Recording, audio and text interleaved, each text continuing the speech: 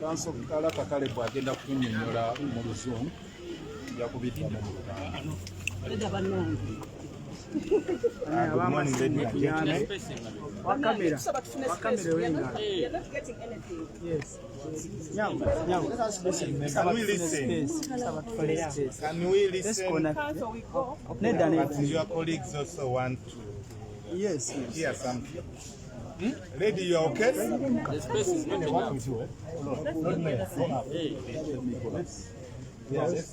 Yeah, so that we give it back. Okay, have you guys all got us? Yes. Is it okay?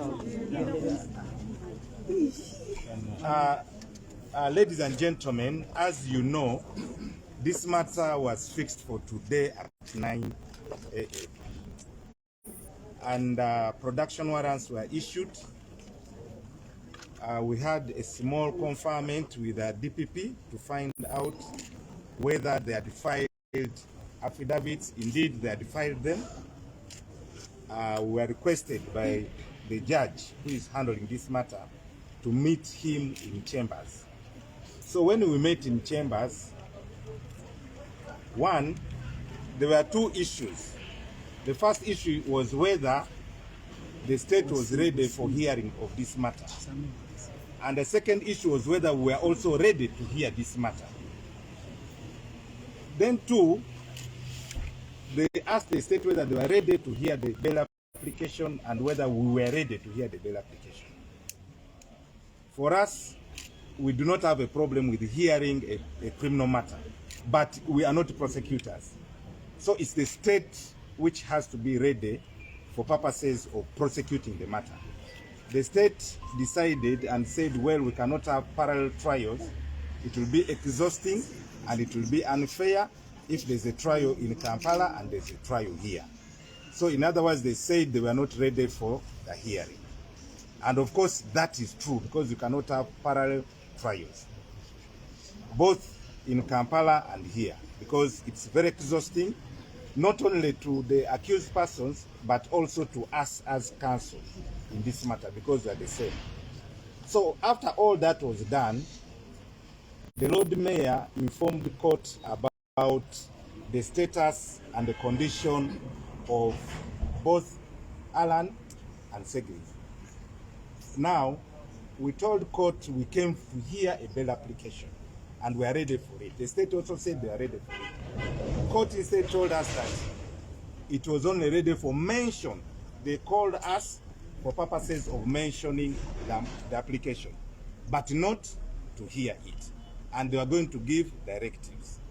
Although court was bent to fix this matter for hearing from day to day. But because the state was not ready, court now had no option but to hear the application. Court also tried to find out from us whether circumstances had changed, and we explained the changed circumstances. Then after that, court fixed the matter from 13th, 14th, 15th February.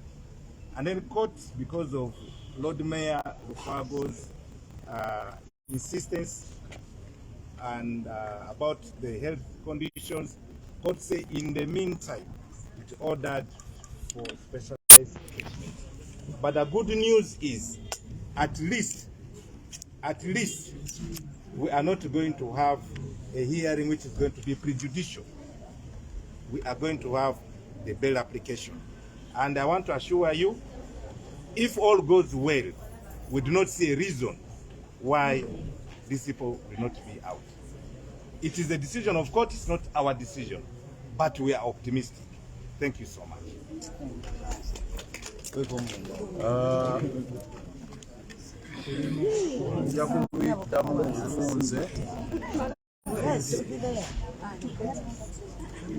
Nga bwategedde kooti yatuwadde olunaku olwaleero oluvannyuma lw'akabanga akaweze. Bail application eno twagifayiringa dda, twagiteeka mu kooti eya ICD e Kampala, naye kooti negamba nti egiweereza Masaka. Kooti bwe yagiweereza Masaka, abalamuzi wano baliwo babiri, omulamuzi omukyala Victoria ye yali yabawadde bail. Omulamuzi Tweyanze bwe tubadde mu maaso ge ye teyabawa musango guno. Era fayiro ziri bbiri. Emu fayiro eri Kampala endala eri eno. Bo mu wisdom yaabwe abalamuzi basooka ne bawandiikira principal judge ne bamugamba nti fene Masaka tetujja kuddamu kuwulira bail application eyo kubanga baali basalawo dda ku nsonga ezo. Principal judge Flavia Zeija n'abaddamu n'abaga nti fayiro bail omuntu we bagimumma tajulira tagenda mu court of appeal akomawo mu kooti eyo yennyini eyamumye bail era n'ateekayo application era neyo bagigoba waddemba okuteekayo n'endala. N'agamba olw'ensonga eyo fayiro alagidde omulamuzi Justice Lawrence Tweyanze agiwulirize. Ne tuweebwa olunaku olwaleero maaso g'omulamuzi Tweyanze era ne production warrant ne ziweebwa zisavinge. Era olunaku lwajjo twaba savinga ekigo naye olwokuba twabadde twagala beekwase nti Alan Sewanya n'ekigo yabadde taliiyo kuba yali yatwalibwa Luzira. Twagenda e Luzira ne batugamba nti ate nawo tumugjeewo ali Mulago. Era ne tukola kyonna ekisoboka abasobodde okutegeera nti e Mulago ne tugendayo Alan ne tumusavinga aba prisoners ne tubasavinga ne batugamba bajja muleeta mu ambulance olwaleero. Tuze omulamuzi atugambye ensonga zibadde bbiri nga kansala Kabwa abannyodde. Tuyingidde eri mu kooti emabega n'abuuza ensonga bbiri. Sooka enjuyi zombi tuli beeteefuteefu okugenda okuwulira okutandika okuwulira omusango gwennyini si bail application. Tuli ready okutandika nti omusango guwulirwe state ereeta abajulizi naffe tutandika okwewozaako ng'ereesa abajulizi baabwe kwekwe okwewozaako. Ekyokubiri bail application olwaleero tuli ready kuyo. Kirungi state egambye eri ready kuba yabadde etaddemu n'affidaviti yaayo olunaku lwajjo bagitusavinze ku makya ga leero. Naffe ne tubagamba naffe tuli ready ogenda maaso ne bail application. Nibwe tuuse ku kya main case ng'omulamuzi ayagala ojjuwa olunaku state oba government bakiikiridde ba state attorneys ne bagamba nti bo si beeteefuteefu kugenda mu maaso nakuwulira musango guno olw'ensonga nti fayiro ziri bbiri, waliwo eri e Kampala nene eri e Masaka. Nti bo kijja nabbakosa nnyo, kijja nabbakooya kibamalemu entuuyo zonna okubanga batambula mu kooti bbiri nga bwe abajulizi ne babatwale mu kooti e Kampala kubanga kuli gwategekebwa kutandika okuwulirwa ng'ennaku z'omwezi 2 omwezi ogwokubiri. Ate baveeyo neeno baleeta abajulizi ne bagamba ekyo kijja bakooya nnyo, ne bagamba era balumirirwako ne bawawaabirwa Alan ne Ssegirinyi nti nabo bayinza bajja kukoowa nnyo okubazunza nga babajja mu kooti babajja mu ye Masaka bwe babatwala mu ye Kampala, bwe bajja mu ye Kampala bwe batwala mu yeeno nga bagamba bo mu nteekateeka yaabwe baagala kusooka kuwozesa kulaba ogw'e Kampala gugwe balyoke batandike ku guno, nti tebajja kusobola kukwata misango ebiri mulundi gumu. Tugezezaako bajjukiza nti twasaba dda kooti ey'e Kampala emisango bagigatte, fayiro bazigatte, neno fayiro bagisitule bagigatte ku y'e Kampala giwulirizibwe wamu. Ensonga ezo zennyini twazisimbako nnyo amannya, twazisimbako essira, naye state neeremerako ne bagamba no, ffe tuganye. Era ne bagamba nti ogumu simanya gwerwenga omulala gw'e Masaka, ne balemerako nnyo era fayiro nesigala nga zajawo. Naye olwaleero beekubye engaliike ku nsonga eyo baga nti tebasobola fayiro bbiri olwo obusobozi tebabulina kuzitambuliza wamu n'olw'ensonga eno fayiro ejja kulinda ogw'Ekampala gugwe okusinziira ku state kyegambye. Kakati omulamuzi nga tayinza era kuwa lunaku lwa kutandika kuwulira musango ogw'olwaleero. Kati ne tuddayo ku kya bbeeyi. Kya bbeeyi era we tumunyonyoledde nti omu ku bawawaabirwa nga ye Alan Ssewanyana ali mu mbeera mbi ddala, era fe abamulabyeko emulago nga embeera eyungula ezziga munafu naye nga n'ebimuluma tebinnategeerekeka. Nze nayogedde n'abasawo era twayogedde n'abasawo ffe wano nga abasawo batugamba nti baagala okulaba nga bakola examination eya MRI, ekyuma ekyo ekisinga ndowooza okuba eky'omulembe okwekebejja obulamu bw'omuntu, bakikuyisaamu ne balaba ekikuli munda mu mubiri gwonna, ne balaba buli kalwadde konna we kali. Kubanga omuntu atasobola kutambula ayinza okuba ne clot, omuntu akomplaininga ku kifuba ayinza okuba n'ebizibu mu mutima oba ku mawuggwe oba wuwa. Batugamba ebyembi ekyuma ekya MRI kikosefu era nga tebasobola kukikola. Kakati ebyo byonna omulamuzi tubimunnyonnyodde, tumugamba nti tetunnamanya oba Alan azze naye bw'aba wakujja wakuleetera ku stretcher mu ambulance. Ate si ambulance naye ambulance esobola okukuuma obulamu bwe olugendo oluwanvu olw'e Masaka. Waliwo ambulance nga eri awo nayo ganyegenya. So embeera eyo omulamuzi bw'amaze ogiwulira n'atugamba nti olwaleero kooti si yabadde tetegese kuwulira bail application. Olwaleero kooti yabadde ekoze kyebayita mention, kyekyo kanso Caleb Barakata annyonnyodde mention, naga kati katuwa olunaku lwatuwadde lwa 13, 14 ne 15 olw'ensonga nti mu wiiki esooka eya February waliyo judges conference. Mu bulumi obw'ekitalo nga tetulina kyakukola ne tuba nga emikono gyaffe emisibe mu lufutufuli kyebagamba our hands are tied. Ffe tuzze tulirede balooya abakulida bonna nga bembalaba wano nga buli kimu kyonna twamaze ddo kiteekateeka. Bano be mulaba badde tebeebaka enkya n'eggulo nga tweteekerateekera olunaku olwaleero. Naye ate toyinza kukola kikugenda maaso nga kooti ekulagidde nti linda nga 13, 14 ne 15. So mbulumi obw'ekitalo tetulina kyakukola, katulinde. Tusaba busabi nti abantu baffe babe balamu ddala. Honorable Ssewanyana ali mu mbeera embi, mwongere omumuteeka mu ssaala. Buli omu waali ayongere kusaba. Era omulamuzi tumulaze nti tuli beeraliikirivu. Abantu bangi abafiiridde mu makomera. Waliwo Bob Kasango yafa mutima ng'ali mu kkomera ng'alajja na bannange mu nfulumye banjanjabe, omutima ne gwabika. Kansaala Kawana ne ttiimu boogedde ku muntu eyafiira mu kkooti wano e Masaka nga yasaba bbeeyiru yeeyimirirwe, yasaba bamujjanjabe nga buteerere.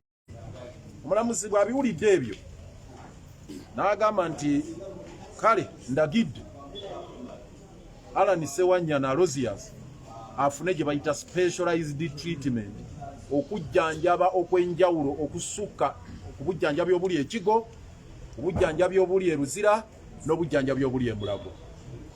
Kati nga bwe mutwongera essaala, bwe mwongera Alan essaala, tugenda kukola ku ekyo nga bapuliida okulaba nti ekiwandiiko ekyo wano bakitayipinga court order, tugende tugisavinge ku b'amakomera n'okulwana olutalo okulaba nti Alan ayongezebwayo ne bwe kinaaba bweru wa Uganda okufuna obujjanjabi, kubanga ekintu ky'obulamu kintu kikulu.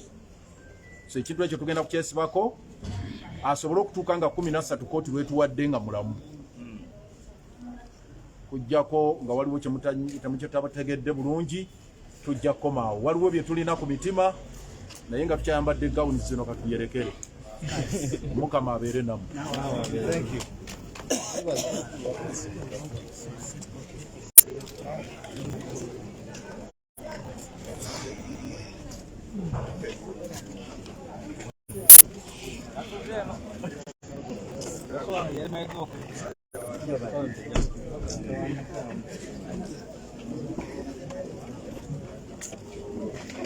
Baganda wakabali ku updates.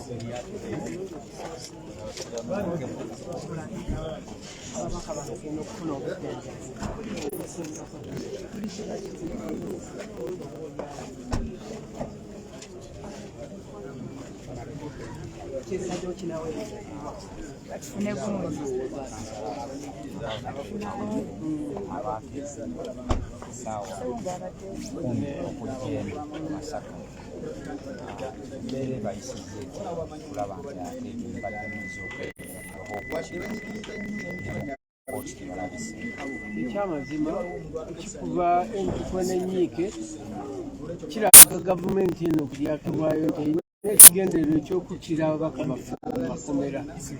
Twaze nga tuliredde twetegese nga buli kimu kiwedde era nga tusobodde tumalire leero tuddayo n'ababaka. Ekyamazima kitukubye entuko y'amaanyi kuba olugendo luwanvu naye bw'oba gwe wakimye tebamukuwadde awo wabaawo ekigendererwa. N'olwekyo tulina okussaawo embeera ngaffe ababaka w'Empe North Constituency tubanje omubaka waffe mu ngeri etali ya kusiiga kazigo.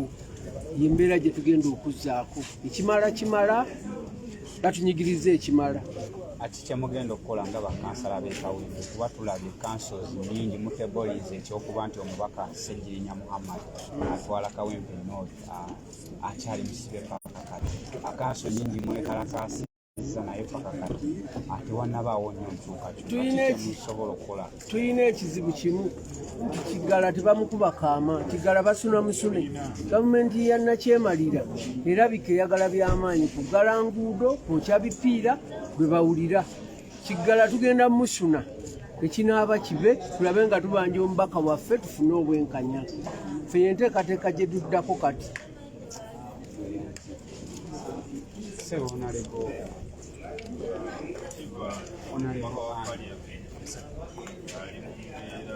Mbeera eno abantu ba Kawempe North bateekawa anga emabegakaawo abavubuka abavaayo okwekalakaasa olw'omubaka waabwe okukwatibwa emyaka gino nabo bakwatibwa bukwatibwa.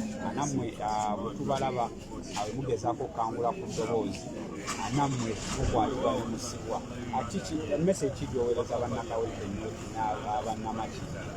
Kati bannakawempe n'abantu b'e Makindye ndowooza twebase ekimala nga mmwe abatuwa obwesige ne mutulonda tufuuka ababaka bammwe mutwegatteko tuteekewo embeera.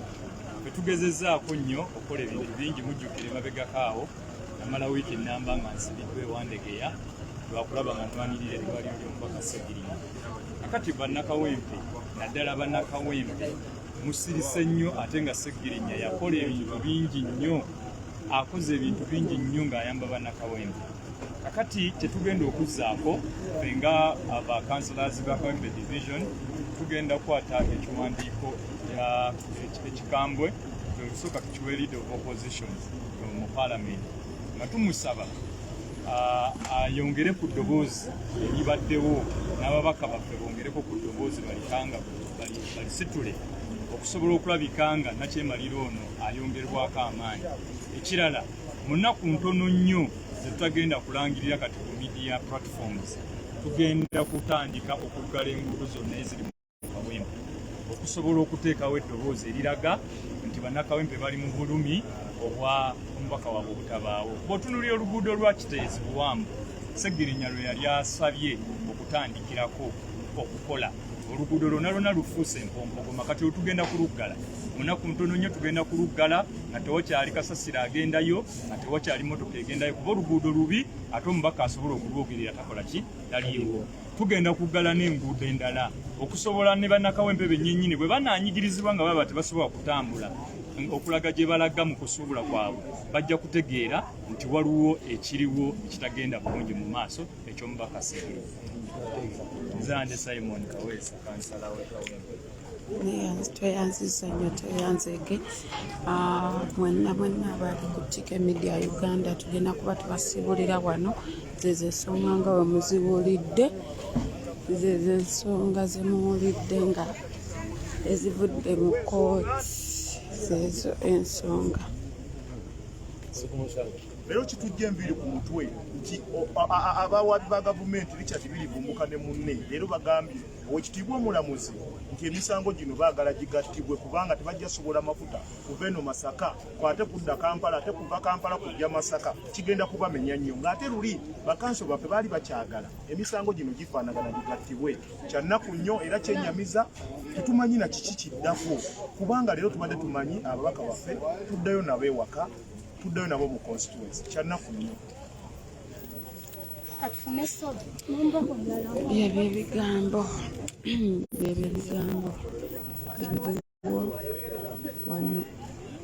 wano ku kooti y'e Masaka abantu bonna nga obalaba bennyamivu nnyo kulaba nga abantu baabwe tebayimbuddwa leero era ebibaddewo mu kooti mu lusirika lwe tubaddemu byebyo mu lusirika lwe tubaddemu byebyo. Bannange bamemba mwenna bali ku TK Media ye ennaku ey'amaanyi gye tulina ffe banna NUP. Olwo Munnayuganda alina akatakati ayagala obwenkanya nga bamugoba kooti. Olwo Munnayuganda gwe bakubye mu kooti kubanga bamuwayiriza bwebanga omubaka wa Parliament omuntu ali ku ddaala ery'obubaka bwa Parliament basobola omubuzaabuza ebbanga lino lyonna omusango nga baguze no baguze eri ng'abalamuzi beebuzaabuza. Weewaawo Bannayuganda buli omu alina okulaba nti alina kyalina okukolebwawo okulaba nti tuva mu mbeera eno. Naye kyannaku nnyo tekisangika mu nsi yonna okulaba nti gavumenti esobola osiiwuuka empisa okutuuka ku ssa lino era General Museveni wano waatuuse ate yeeyongedde okwanika obuziina bwe kubanga ffenna tukimanyi nti guno omusango basajja baabwe bennyini be baavaayo okulaba nti batema abantu okuwaayiriza oludda oluvuganya. Gino emisango migeeteke tegirina magulu na mitwe gyakubuzaabuza nakkanga ludda luvuganya. Kyannaku ti Bannayuganda bakyagumiikiriza embeera eno ey'obusiiwuuku mu mpisa naye General Museveni kyanoonya tujja kimuwa kubanga kyekikulu kati yenkomeredde. Abantu baba basobola okujja mu kooti nga basuubirayo essuubi ly'obwenkanya ne bagamba katujje naye ne batafuna n'ekyo kyefaananiza ssuubi lya bwenkanya kitegeeza ali basindiikiriza okuva mu nkola ey'amateeka. Weewaawo kye baagala nakyo tusobola okukeera ku makya ne tukibawa naye tusigala nti ffe tuli baddembe kubanga twagala okulaba tuyita mu dimokirasiya naye turespectinga ne institutions nga kino. Ekyennaku ekisiigirayo ddala okuba nti abalamuzi baffe be twandibadde tubeeramu n'essuubi nabo bakkiriza okukola wansi w'ebigere bya General Museveni. Abantu be twandibadde tukwata oba ne tuwa ekitiibwa ekyenjawulo nti bali honorable bandibadde basobola okuba nti baleeta obwenkanya mu ggwanga lino. Omuntu yenna n'omunaku asingirayo ddala asobola okufuna obwenkanya. Weewaawo kimenya abantu bangi emitima okulaba nti kooti tezisobola kukola kuwa bantu bwenkanya. Kikuwa ekifaananyi eggwanga abantu gye balabiramu ekkooti lino oba gye balaba mu gavumenti ya General Museveni. Naye General Museveni tukwebaza olw'okutusiba olw'otukwatira abantu baffe naye kyonoonya tujja kikuwa. Honorable, njagala oyogere ku nsonga y'aba MPs okubeera ng'ejjo babadde bajjudde ku Ssensarenga Honorable Namuganza naye ng'ensonga ez'amakulu ng'okubeera nga ba MP babiri bali basibe tebakiteekako nnyo mulamu ekyo kirekawa Parliament. Weewaawo tujja kulowooza nti abamu balina obuvunaanyizibwa ensonga lwaki tebasobodde kubeerawo naye ne bino byennyini General Museveni abikola kigenderere n'atambuza abantu okuva e Kampala ne bajja e Masaka ne mutuuka mu kkooti ne babagamba temudde eri. Weewaawo bayinza okuba abamu banafuyeemu kubanga baba bamanyi ekigenda okuvaayo. Tetulina kyamaanyi nnyo kye tusuubira mu kkooti zino paka nga General Museveni yeekubye mu mutima n'agamba katurespektinge constitution y'eggwanga lino. Weewaawo ng'ababaka abamu bayinza okuba bakimanyi era nange nazze ng'essuubi ttini mu balamuzi ekika kino. Tetugenda kwebikkirizaako kubanga twagala okuprotectinga institution ey'obulamuzi. Twagala obutayingirira mu mirimu gyabwe, naye batukaka okulaba nti tuyingirira mu mirimu gyabwe okutunyula oba baali basaanidde okuweebwa ebifo nga bino okulaba nti baleeta obwenkanya. Are you resigning on your hope on having the judiciary deliver in your favor? Well, we cannot resign on our hope. We just have to keep on soldiering on to fight. It is very sad that the most people would be respecting on this land would be the judiciary, who would not expect to have sides. But if General Museveni wakes up one morning and decides to plot cases against members of parliament, what of the common Ugandan? The common Ugandan who has hope in the judiciary, who knows at the end of the day he has nobody, he has no lawyers, he has no connections, he does not have the media, he does not have anybody to come and back them up. But they are attacking members of parliament on cases we all know that they are forged cases, they are bogus cases. It is General Museveni behind this, and we must make sure that we restore our country's dignity by building a new Uganda. We must make sure that we pour down all these institutions for a new Uganda. Otherwise, it is a shame that this case has taken this trend, and we are worried. We are worried for our future. We are worried for the future of our children who are in schools wanting to be judges. We are worried for those children that want to be presidents. What image, what presidents are we grooming as a nation? It is very sad and unacceptable in today's generation.